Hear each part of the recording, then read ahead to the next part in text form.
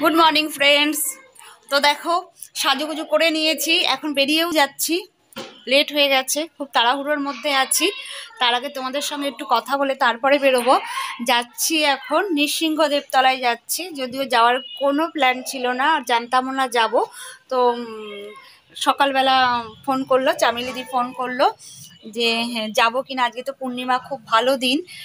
তো আমিও নেচে উঠলাম যে হ্যাঁ যাব, কারণ আমারও খুব যাওয়ার ইচ্ছা নৃসিংহদেব তলায়, অনেক দিন ধরে যাওয়ার ইচ্ছা। তো ঠাকুর আমার মনস্কামনা পূরণ করেছেন। তো ঠাকুরকে খুব ডেকেছিলাম রিপোর্টটা যাতে ভালো আসে। তো ঠাকুরই আমাকে নিয়ে যাচ্ছেন মানে তার কাছে। তো গিয়ে পুজো দেবো।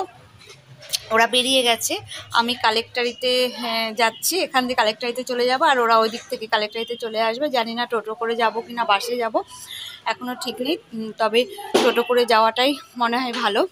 দেখি এবার ওখানে গিয়ে মানে জানি না কি হবে, এখন ওখানে গিয়ে ব্যবস্থা নেবো সেসবে। তো এখন তাহলে আসছি, এখন বাজে 11:30 মতো বাজে। 12টা থেকে তো পুজো শুরু হয়, তো পুজো তো দেবই, তো পারলে অঞ্জলিও দেবো। তো সকালে তো জানতাম না, তাই চা বিস্কুট আমি খেয়ে ফেলেছি। তো চা বিস্কুট খেলে বলে কোনো দোষ হয় না। আর তারপরে তো স্নান করেছি, আর কিছু খাওয়া হয়নি। তো দেখি, অঞ্জলিটা দেওয়ার ইচ্ছা আছে। তাহলে এখন আমি আসছি, ওখানে গিয়ে তো তোমাদের সঙ্গে দেখা হবে।